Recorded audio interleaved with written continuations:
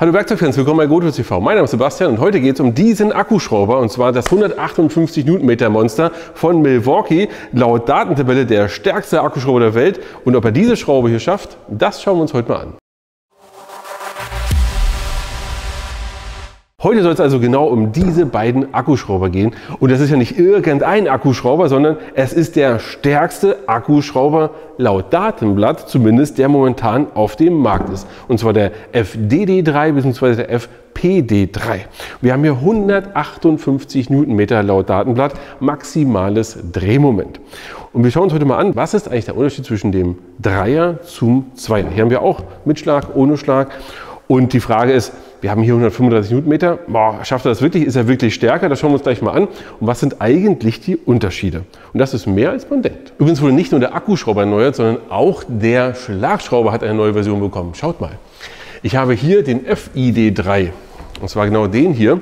Der ist auch neu. Wir haben hier die Zweier, hier den Dreier. Wir haben hier einen neuen Motor. Wir haben den Griff verstärkt. Und wir haben jetzt hier auch hier ringsrum LEDs, finde ich super. Und das kann man übrigens auch perfekt hier in das System von Milwaukee mit reintun. Ich glaube, das haben wir noch nie gezeigt. Sollen wir dazu mal ein Video machen? Also ich finde das richtig, richtig cool. Du kannst hier alles super organisieren. Deine Akkus sind drin, 12 Volt, deine Schrauber und so weiter und so fort.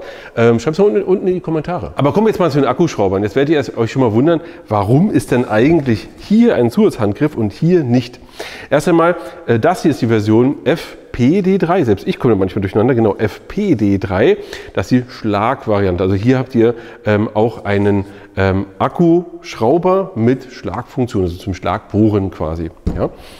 Das hier ist die Version ohne Schlagbohren. Den Zusatzhandgriff bekommt ihr aber immer, natürlich bei beiden Versionen, nicht dass ihr denkt, nur bei der ist die Version mit dabei. Das ist also nicht so, dass nur für euch, dass ihr das mal euch anschauen könnt.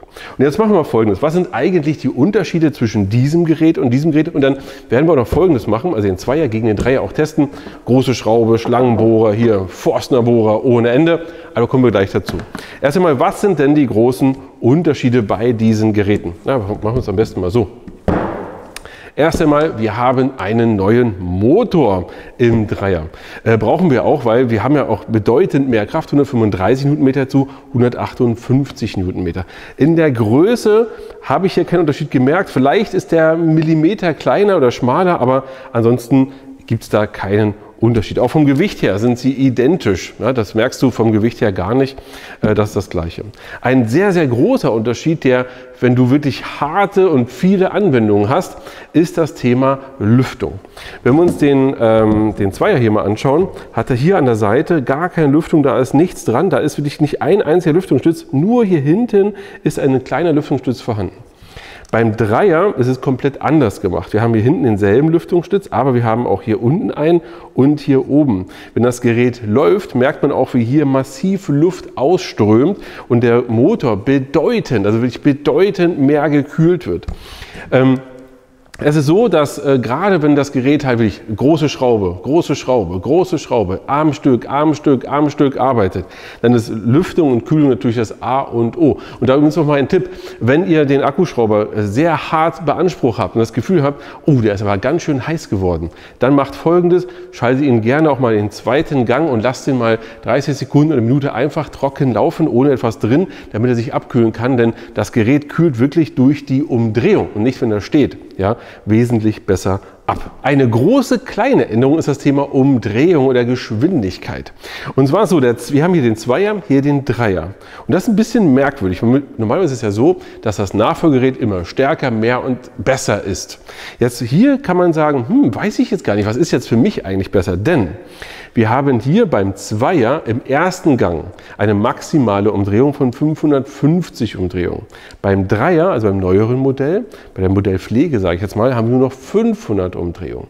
Das heißt also im ersten Gang müssten wir eigentlich mehr Kraft haben.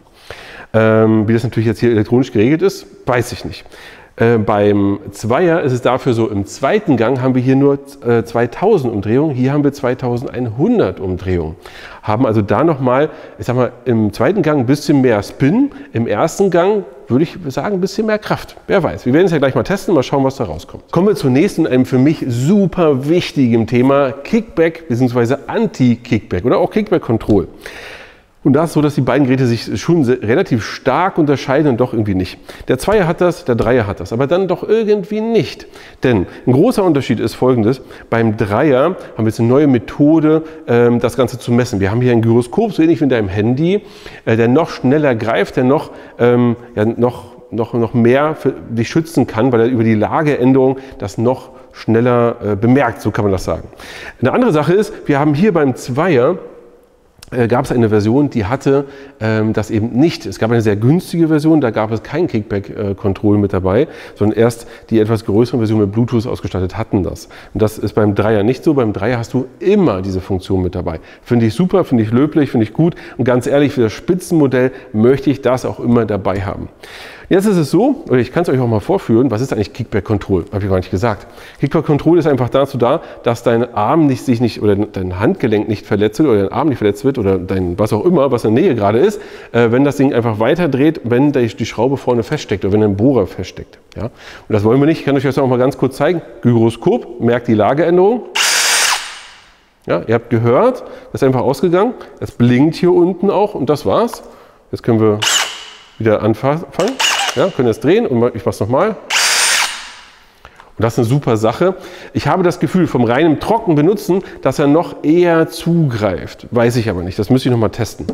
Eine wichtige Sache, man kann beim Dreier, genauso wie damals beim Zweier, das Kickback-Control ausschalten. Aber wenn du es hier ausschaltest, ist es dauerhaft ausgeschaltet. Und deswegen sage ich dir jetzt auch nicht, wie man das macht. Es gibt eine bestimmte Tastenkombination, wie man das macht. Denn ich würde dir auch nicht raten, das auszuschalten, sondern nur im Extremfall, dass du dich dann vielleicht mal beliest oder ins Handbuch guckst oder im Internet. Weil wenn du es hier ausschaltest, bleibt es dauerhaft aus. Und dann hast du es im Zweifel so gemacht, du hast irgendwas gemacht.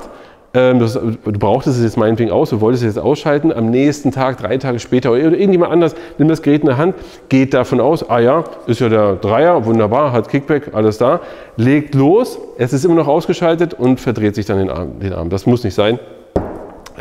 Deswegen rate ich euch, lasst das bitte immer an. Und zur Sicherheit, falls ihr dachtet, wenn ihr es hier ausschaltet, nehmt den Akku raus und den Akku dann wieder rein, nein, es bleibt dauerhaft ausgeschaltet, ihr müsst es dann wirklich von Hand einschalten. Ich habe noch 2 Sachen für euch, die das Gerät unterscheiden. Nummer 1, ich muss den Akku wechseln, weil das Gerät hat die absolute volle Leistung nur mit einem High-Output oder erst ab einem High-Output-Akku. Und zwar beim 5.5er High-Output hat er die volle Leistung. Und zwar im Unterschied zwischen dem normalen und dem gibt Milwaukee so um die 25% mehr Leistung an, weil er hier einfach mehr rausziehen kann. Das nächste ist etwas, was ihr eigentlich nicht seht, aber im Zweifel dann spürt im weitesten Sinne des Wortes, ist, das Gehäuse wurde verstärkt. Bei gleichem Gewicht ist es einfach so, dass gerade hier in dem Bereich hier oben und hier, wo es am ehesten zum Bruch kommen kann, das Gehäuse so verstärkt wurde, dass es massiv ist und jeder Belastung eigentlich standhält. Jetzt kommen wir endlich zum Testen. Wir lassen 135 gegen 158 Newtonmeter mal antreten. Und wenn ihr wollt, dass ich den hier gegen andere Geräte antreten lasse, schreibt es mal unten in die Kommentare. Würde mich super interessieren. Wenn nicht, lassen wir es einfach. Also da gerne eure Präferenz, auch gegen welches Gerät soll ich das dann eigentlich testen. So, als allererstes haben wir Folgendes gemacht. Wir haben gesagt, wir wollen jetzt mal Forstner Bohrer ausprobieren. Aber wir dachten, so ein kleiner, das bringt ja alles irgendwie gar nichts und haben den größten genommen, den wir hier da haben. Das ist ein, ich gucke nochmal zur Sicherheit, ein 65 mm Forstner Bohrer. Aus übrigens einem sehr interessanten Set. Das wollte ich euch auch mal zeigen, weil bei dem Set haben wir einen riesen Vorteil. Wir haben hier ein super Set mit verschiedenen Größen, auch eine Verlängerung, wenn das Forstner Bohrer Loch mal tiefer sein soll. Und wir haben Wendemesser. Das heißt, das Gerät, das ist ja schon 2. Mal geredet, wenn der Bohrer mal stumpf werden sollte, kannst du einfach das Messer austauschen. Aber dazu mal am Rande. So, wir haben 65 mm genommen, weil wir hatten einfach nichts Größeres und haben den jetzt im ersten Gang laufen lassen. Wir haben den Zweier laufen lassen und den Dreier laufen lassen, jeweils im ersten Gang, maximale Umdrehung. Was ist rausgekommen? Im Grunde nichts, weil beide haben genau dasselbe gehabt. Es ist wunderbar durchgekommen, was schon echt krass ist, finde ich. Also so ein, naja, okay. Aber sei es dann. Im ersten Gang ist noch das eine. Dann haben wir den zweiten Gang ausprobiert. Und für diejenigen, die sich nicht so richtig damit auskennen, natürlich ist es so, wenn das Gerät viel schneller dreht, dass der Motor auch viel größeren Kräften ausgesetzt ist. Wenn er ansetzt, und wir haben hier eine selbstschneidende Zentrierspitze, wenn der im Holz ansetzt, zieht er sich ja selbst runter. Das heißt, du kannst die Geschwindigkeit nicht bestimmen, in der der wirklich dann vorschreitet. Und das mit 2000 bzw. 2100 Umdrehungen. Wow. Aber was seht ihr hier? Beide haben dasselbe Ergebnis. Die haben ohne Probleme das Ganze durchgeschafft. Und das ist schon echt krass. Also auch, dass der Alte das auch geschafft hat, ist schon echt krass. Und das mit einem 65 mm Forstner-Bohrer. Dann haben wir gesagt, naja, was machen wir dann? Dann haben wir gedacht, okay, dann nehmen wir jetzt etwas Größeres, und zwar unseren Schlangenbohrer. Hier 40 mm im Durchmesser und gehen damit auch los und testen mal das. Und dann haben wir natürlich auch gesagt, erster Gang, der Zweier und der Dreier, und das Ergebnis? Eigentlich irgendwie langweilig, weil beide haben es wieder geschafft. Bis zu diesem Moment ist es eigentlich total langweilig. Beide können genau dasselbe und beide machen genau dasselbe. Also haben wir gedacht, okay, das Maximum, was uns jetzt noch so einfällt, ist genau das hier gewesen. Diese große Schraube. Das ist, glaube ich, 90 cm. Vom Durchmesser ist, glaube ich, eine 13er. Ich gucke mal. Steht nicht hier, blenden wir euch hier ein. Wir haben genau das hier genommen, erster Gang, und haben es mit dem Zweier ausprobiert. Haben geschaut, wie weit kommt er dann. Jetzt muss man übrigens immer noch mal dazu sagen, wir haben schon andere Tests mit dem gemacht, und es kommt immer auch ein bisschen auf den Testblock an, ob er diese Schraube jetzt versenkt oder nicht. Deswegen muss man immer genau in dem Moment auch wirklich schauen, dass man dann den Vergleichstest auch macht und nicht sagt, naja, vor 3 Wochen in dem Block war das so, das bringt immer nichts. Und im Vergleichstest war es so, dass einfach mal der Zweier hat es nicht geschafft, der hat es nicht komplett reingebracht, der Dreier aber schon. Ihr seht jetzt hier, wie er ganz genüsslich das bis zum Ende durchjuckelt oder nuddelt oder schraubt, wie auch immer, und hat es ohne Probleme reingeschafft im ersten Gang. Wir haben es im zweiten Gang nicht ausprobiert, weil es macht irgendwie überhaupt keinen Sinn, hätten beide nicht geschafft. Und wer will denn so eine große Schraube im zweiten Gang auch reinschrauben? Ja, das macht überhaupt gar keinen Sinn. Also das ist der große Unterschied. Und wenn ihr mich fragt, ist das Update denn gelungen, ist erstmal die Frage, braucht man 158 Newtonmeter? Weiß ich nicht. Was ich ein bisschen schade finde, ist, dass Milwaukee hier nicht sagt, das ist der weiche Schraubfall, das ist der harte Schraubfall und das ist das Maximum. Viele andere Hersteller geben das ja an. Milwaukee macht das nicht, deswegen wissen wir nicht so richtig bei den anderen Werten, wie viel Kraft hat er denn und wie viel nicht, was der Unterschied zwischen beiden Geräten. Das finde ich ein bisschen schade. Aber ist das Ganze gelungen, das Update gelungen, aus meiner Sicht auf jeden Fall. Ich freue mich über das Thema Kickback Control, das finde ich noch ein bisschen besser als beim alten oder beim Vorgängermodell. Ich freue mich auch sehr über das Thema Lüftung. Weil das ist etwas, wo man sagen kann, okay, damit der Motor wirklich lange hält, für dich du überhaupt kein Problem hast und wirklich dauerhaft eine hohe Last drauf geben kannst, ist das ein wesentlicher Unterschied. Insofern ist es für mich ein gutes Update. Braucht man so viel Kraft? Ihr entscheidet das. Soll ich einen Test machen? Auch ihr entscheidet das. Für heute soll es das erstmal gewesen sein. Und für euch ran ans Werkzeug und bis zum nächsten Mal.